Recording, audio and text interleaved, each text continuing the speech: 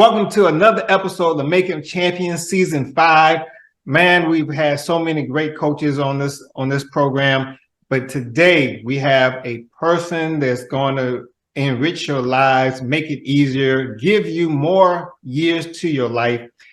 We've had so many assistant coaches, head coaches, but today we have Director of Operations for the University of Southern California, Mr. Nathan Collins in the house. Thank you for being a part of the program. Thanks for having me, Tyree. You and I, we just met a couple years ago, and it's great to reconnect with you and get talking to you about track and field and life and everything. So I know this has been a long time coming, getting you on the show. So I'm happy to be here. Man, hey, trust me. Through our dealings with when we were at USC, man, you've been an instrument of perfection in your craft, and most people don't understand what your position really entails. But then and how vital you are to the program and for other directive ops of giving them opportunities to be able to share in this knowledge, and then also staffs to get the chance to hear from you why you are so important to a track and field cross country program. So the director of operations, kind of break that down to me, what that entails for you in your realm. Yeah. Before I do that, I do have to apologize for the dogs that I have in here in the background. So you're going to hear some noise a little bit from them. So I just apologize in advance for that. But no, director of ops. It is a dream job of mine to be a director of operations. From the time I'll flashback a little bit. I was in the military out of high school, and the one thing I wanted to do after the military was go to school, get a degree in sports management in order to be a director of ops for what started was football. I wanted to be a football director of ops, and then got my first job at University of Cincinnati as a director of Olympic sport operations. Working with a lot of the sports that don't have a particular director of ops. And once I saw what football entailed, I was like, whoa, that's a whole nother level. Maybe I'll try track and field. So that's how I got started in the director of ops role. But what does that entail? It's a lot. It's a lot behind the scenes stuff that a lot of people don't see or notice. A lot of administrative dealings. But overall, my goal is to, number one, make the head coach look good.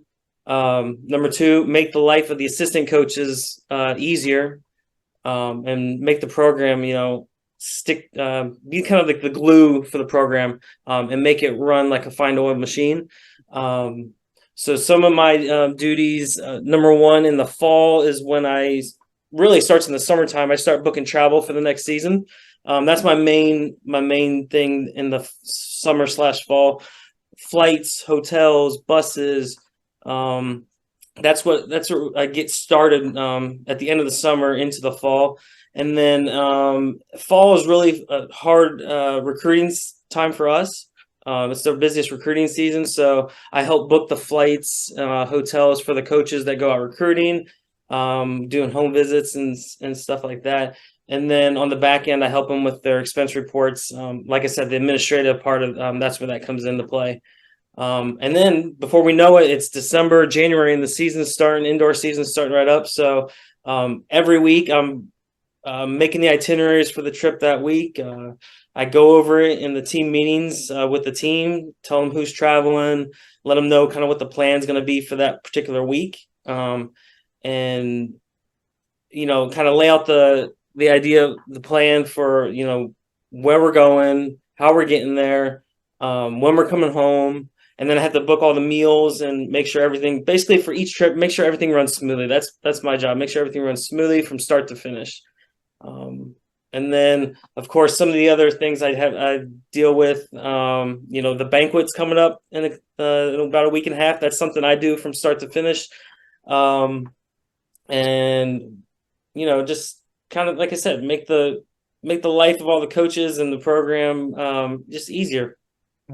Well, I've seen you in action, of course, myself, and having great conversations with you as you go through your process of doing things. And you're also the glue to where it's come down to the business side of things, of making sure that how that plays in, of making sure that from the athlete's standpoint of making sure that their cars are loaded with their per diem, and same thing with coaches.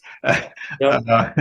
But then I think some people lose track of when it comes down to going to the trips and the traveling.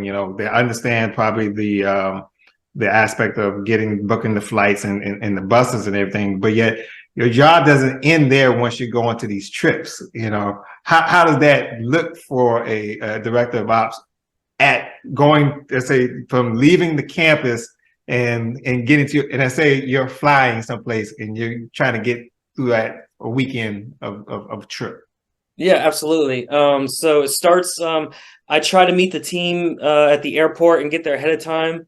Try to get the boarding passes printed so that way when the bus rolls up to at the airport, I got the boarding passes ready to go. If each airline's different, but if they cooperate with us, then it's just try to make it a smooth process. Everyone's gonna have a check bag, so just try to get all the boarding passes and the bag tags ready to go. So that's the start. And like you said, before that though, making sure all the clean cards are loaded with their per diem, because the last thing we want is an athlete to get to at the airport trying to get breakfast before we get on the plane and their per diem cards doesn't have any money on it. So that's one of the things I have to ensure is taken care of ahead of time. Once we get on the plane, we fly to wherever we're going. One of the biggest stressors I have is I can double, triple check every time, but is that bus going to be waiting for us when we get there? That is one of the biggest things I think about every trip. And 99 times out of 100, it's there.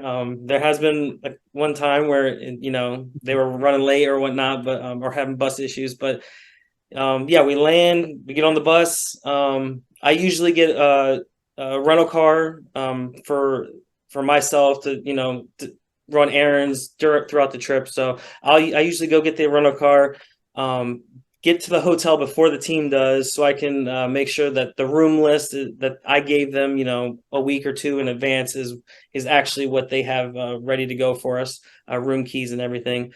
Get checked into the hotel, kind of get settled, team gets settled. I'm not settled in though because I'm going to the grocery store. We're getting snacks for that trip to put in the team room. We're getting cases of water, cases of Gatorade for the team. So we have that on hand. And then when it comes time, we go to the track. While the team's pre-meeting at the track, I'm usually going to the restaurant and getting the dinner picked up for that evening, taking it back to the hotel. So when the team comes back from pre-meet, they're all set, their meals. All they got to do is come to the team room, pick up their meal, has their name on it, and they can eat it in there or go to the room. So that's kind of day one.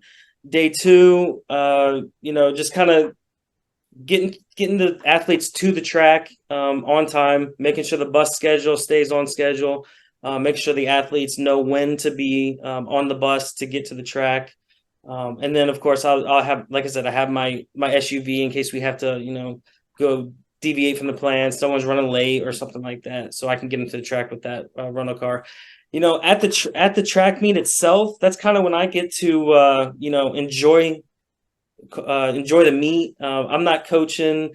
I'm not getting people warmed up or anything like that, so I can kind of settle down, enjoy the meet. Sometimes I take notes of who's doing what. Someone might have a PR and something, so I kind of keep those notes so that way at the end of the meet and we do like a team meeting or a debrief with the team, the head coach kind of has those notes ready to go, so he can give those shout outs in the team meeting. And then it's time to go home. I usually get to the airport, again, same process, get to before the team does, see if we can get the bag tags, the boarding passes ready to go. So that way everyone's tired. Everyone just wants to get home, get back to their beds, and there's no hiccups. And yeah, that's kind of how it is on a typical road trip for me. So now, there's a certain type of education on the side that you need to be into this. I know you say you went through the sports management part of it, but how does someone get into the profession? Yeah, that's a great question. Um, and I can only speak for myself. I did my undergraduate at the University of Kentucky in just straight business, and then I did my master's in sports administration. Part of that master's program, I had to do an internship to complete that program. So I was lucky enough to do an internship at the University of Cincinnati. Kind of got my foot in the door there by luck, by chance.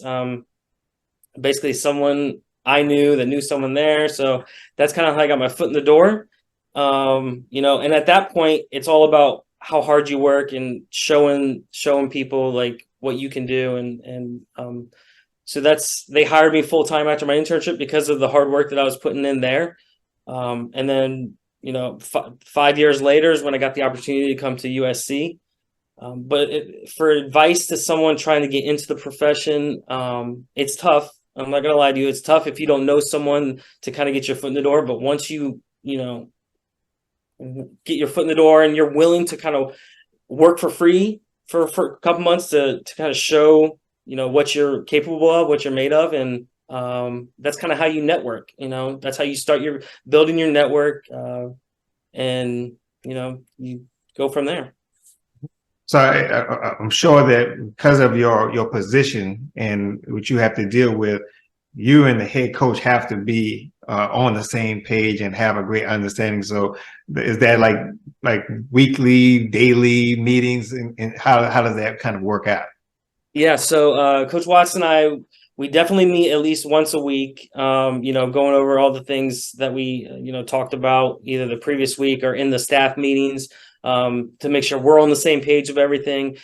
Bringing up the little reminders that the support staff kind of went over. I'm taking notes for all that, and then we just kind of go over those little things in our weekly meeting. But we do spend a lot of time. Our offices are right next to each other, as you know. He's a holler right next door. Hey Nate, can you come here real quick? That sort of thing. But he says this all the time. Like, he doesn't micromanage his coaches. But he wants me to micromanage him. So I'm keeping him on his feet with making sure his calendar's up to date. Making sure he knows where to be, when to be. So it's important to have a close relationship as a director of ops and the head coach, because if those two aren't connecting, it's going to filter out through the rest of the team and the program, and everyone's going to see that, and it's going to be a negative effect. So it starts with him and I at the top, and then that's the key. Well, also with your position, because you have to deal with so many other entities on campus, you have to have good working relationships and building relationships with people across the campus. Is that safe to say that it's a necessity of how to build relationships with people across? Yeah, absolutely. This is definitely a profession where you need to be able to communicate well with other people, and like you said, build relationships, because you need them. The saying, it takes a village, right? It takes a village to be successful, and it definitely does, especially at USC. There's so many different departments that we rely on, whether it's the academics department or compliance or game management. Everyone, like I said, it takes a village for everyone to do their part to be successful. And you don't want to burn those bridges with those departments, because then you never know when you're going to need them for something else, and then you don't have that. So it's definitely important to have those relationships. So now, you have a family right there. You got your dogs and you got your wife and everything. Now, how do you balance out family time with all of the responsibilities you have within the program? Yeah. So my phone's always on. I always say you can always call me. I'm fortunate enough that our head coach, he doesn't bother us after hours unless it's very important. So to come home, I'm not constantly worried about if my phone's going to be ringing or getting a text message, because it's very rare after hours that I get those calls or those messages. So when I come home, it's dedication to, like you said, my wife and family and the dogs. It's important to have that good balance of work and family life balance, so that way you don't get burnout or you don't ruin your relationships at home. So we do things a lot together when I come home or when she comes home from work. Watching movies, hanging out, taking the dogs for a walk, going to the beach, going down to the pier.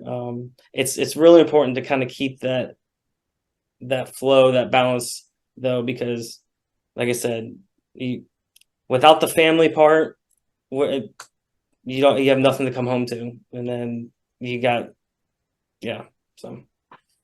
So you pretty much, for the most part, you have a never-ending job that comes through, because you're once the season, you're going through the season, and then you're also it's like as soon as the season is over with, you're preparing for the next season. Yeah, it's a track and field. It really is a year-round sport, not just for the athletes, but for the staff as well. Let's see. So we get done with NCAAs in June, then we got Olympic trials at the end of June. So really July is really our time off because school starts back up in August. But like you said, I'm booking hotels, I'm looking at flights, finalizing our schedule. That's all in July. And then a couple weeks later, athletes are on campus, first day of school. We're entering our 8-hour week of practice, conditioning. And then a couple weeks later, we're in the 20-hour week and it's full go. So yeah, it's not a whole lot of downtime. Luckily, like this week, for example, I'm off the rest of the week. Thanksgiving, we don't have any plans. We're gonna stay put here in California and stuff. But my wife will be off work, so we'll get some family time there. And then, of course, over holiday break, right before Christmas, we'll have that 2-week period there, which is nice to kind of reset, relax right before we get rolling for the season. Well, I've seen you work diligently throughout those last 2 years, going out there, having things set aside for the coaches, set aside for the student athletes. So I understand, and like I said, I've seen it firsthand, where you put in a lot of work, and most people don't realize how much. Some people on the outside may not know how much you work, but yet you put in a lot of due diligence to make sure that everything is as perfect as it can be. Sometimes you don't have no control over certain things, but yet, and I know sometimes that weighs on people in the position, especially when it causes hiccups within the travel or within the competition side of how you're going at it. Now, how do you deal with those situations when the hiccups do come? Yeah, so the biggest thing is you don't want to show it on the outside. Like, something can go terribly wrong, but the biggest thing for me is I try not to show that emotion when something goes wrong, because that's when other people see it, and that's when things really start to, go downhill from there. So, there's things that are not in my control, weather, flights get delayed, we miss a connecting, something like that. You just have to stay composed. That's the biggest thing. Stay composed, work with, figure out a solution. Don't try to add to the problem, just figure out a solution, and just kind of keep everyone in check, just kind of keep them, positivity, man. That's the biggest thing for me. I try to stay positive. Every once in a while I catch myself, kind of losing that little positivity. It's like, no, you got to get it together. There's people watching you right now. Don't show them any negativity. Be positive. Figure out the solution. We're going to get it done.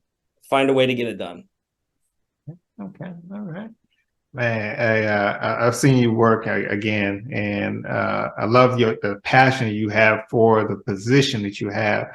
And a lot of people just didn't know. There's a lot of people out there, a lot of track coaches who don't have a director of ops, and it's like, director of ops, what is that? They have everybody on their staff doing the different positions and or entities, which can cause some melee, because everyone's doing something totally different and not understanding the part. But yet, when you have somebody in the position who's intertwined with all aspects of everything that's going on, it has to make for a better situation. Yeah, I 100% agree. If your program is fortunate enough to have a director of ops, that's great. It, like you said, it can be very challenging when you have different assistant coaches kind of doing divvying up those kind of director of ops roles. Things can get lost in the shuffle, and that's kind of where I try to keep everyone in line. Constant reminders. One thing I didn't mention, we have a coaching staff meeting every Monday, and I organize those meetings. I have the agenda, so those are the things where I can hit on all those little things that Coach and I had talked about in our previous meeting to make sure all the assistant coaches are on the same page of everything. Practice schedule that week, weights, what's going on. We have a holiday coming up, so what's the weight schedule? Weights with Coach Tati. What's that going to look like? Who's practicing on Saturday? We need to make sure we have athletic medicine coverage. Has anyone communicated to their athletes yet?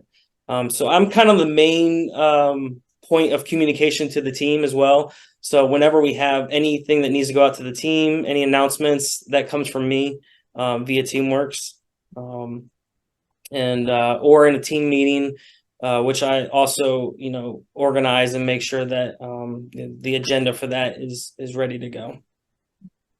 So what you're saying is the director of ops position is a vital position for track and field. It is very vital. I don't know how programs get by without having this position, to be honest with you. So if you're talking to other directors of track and field or head coaches, what is your selling point for the position itself? Well, I think the biggest selling point is, if you want your program to run like a well-oiled machine, be one of the top programs in the country, this is something that they should strongly consider, going to your administration and asking for this position, because, it could be a game changer for your program, to take off some of the weight off of these assistant coaches and let them focus on coaching and recruiting as opposed to, the administrative side of things. Yeah. Well, I just want to give you an opportunity because you didn't get to where you are without standing on people's shoulders and people giving you opportunity to excel within the sport and without not even the sport, just the profession itself. So we want to give you an opportunity to give it. I know you don't want to leave out anybody's name and stuff like that, but hopefully they will understand if you mess it up. But you meant well, but there's some people that you want to just shout out or give acknowledgement to for getting you to this position and progressing you through. Yeah. So there's a couple people that come to mind. My first boss, Brian Dean, at Cincinnati. He's now at Texas State.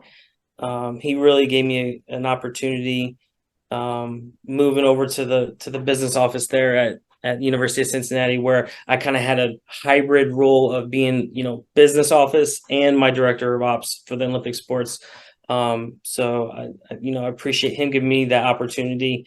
Some of my head coaches I worked with in the past that kind of helped me learn on the fly. Because like I said, there was no manual for me for this. I kind of had to learn on the job. Coach Molly Alley, she's a volleyball coach at Cincinnati. My first year there, I had no intentions of traveling with anyone and any sport or anything like that. And within a few months, they asked me to travel with the volleyball team. So that was my first real experience learning what it is to be a director of ops, traveling with a team. So I'm very appreciative of everything I learned from her and her staff. And also Coach Seaton, director of track and field there at Cincinnati. That's kind of what made me fall in love with track and field is, working with her sport or her program. That's where it kind of all got started right there. So definitely shout out to them. And then of course, Lindsay Jaffe here at USC, she's the one that introduced me to Coach Watts. It's kind of how I got out here to USC. So definitely grateful for all those opportunities that they kind of those people have made for me. Well, I know there's some young people out there who are aspiring to be in the position that you're in. Can you give any insight, a little bit more insight of things that are valuable to be, besides networking, what are invaluable for being the best director of operations person that can be?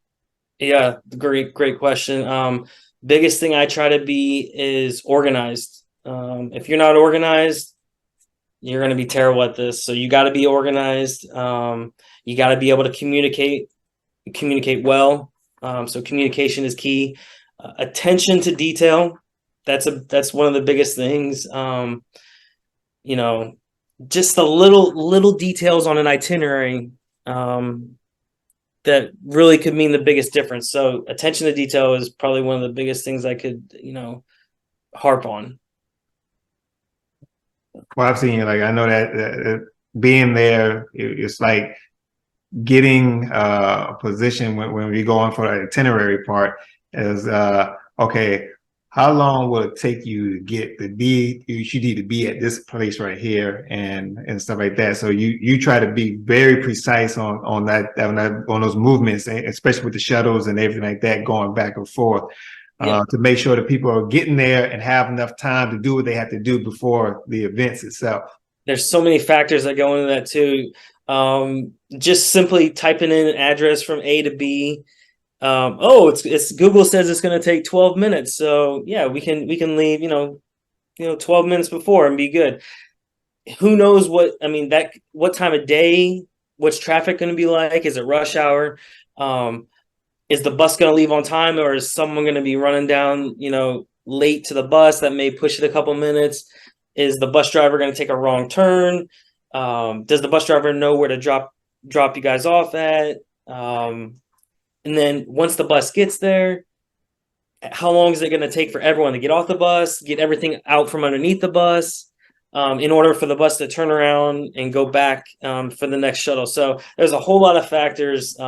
You try to be as safe as possible on the timing, because the last thing you want is someone to be rushed getting to the track meet for their warm-up. You don't want them to feel rushed.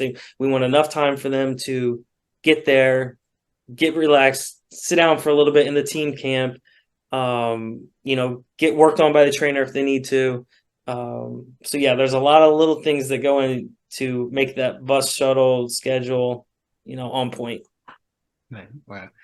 Well, it's been a pleasure you coming on the show. I think this was a needed show to come in to express the importance of the director of operations person at any institution, but to see what you have done at the University of Southern Cal, and then previous at University of Cincinnati, you worked your way up and you've got to a position where you feel that you've accomplished something, in which you have, and you're making that ship be run real well-oiled machine to where it needs to go. And so the faith that Coach Watts have within you, with Lindsay Jaffe had with you to put you into his sights, and to bring you in and watching the program really take off. And be proficient in timing in all aspects of the outlooks and inlooks of things. You've done a great job there, and I want to thank you for being a part of this show, sharing your knowledge, sharing your experience, Sure. and hopefully that some of you coaches out there, if you never thought about one, hey, this is a needed position within your organization. That's right. Trust me, it'll take a lot of headaches. It will add more years to your life and to your longevity within the sport. It might take a little bit from the director of ops, but that's where you want to make sure you have, as Nate said, passion for what you're doing. You got to want to do this thing and understand what it takes to be the best you can be, to make that program to be the best. So that takes due diligence of the person that you're entrusting that position for, that they want to see you do well as a program and as a staff, and then that entail that if you're doing great, then they feel that, and they know that they've done their job, and they can feel very proud of what they have accomplished and help the whole program to accomplish within. So again, man, I want to thank you for being a part of the show. I'm glad you took my phone call and said, yes, we're going to do it. We tried to do this before, but we had some little hiccups. Yeah, man. Again, I'm just thanks for having me. I know this is a long time coming, get me on here, so it's appreciate everything, man. It's been great. Anytime. Well, this is another episode of the Making of Champions Season 5. We got the Director of Operations, Mr. Nathaniel or Nate Collins over at the University of Southern California. Want y'all to like, subscribe, and share. Have a great day. Peace.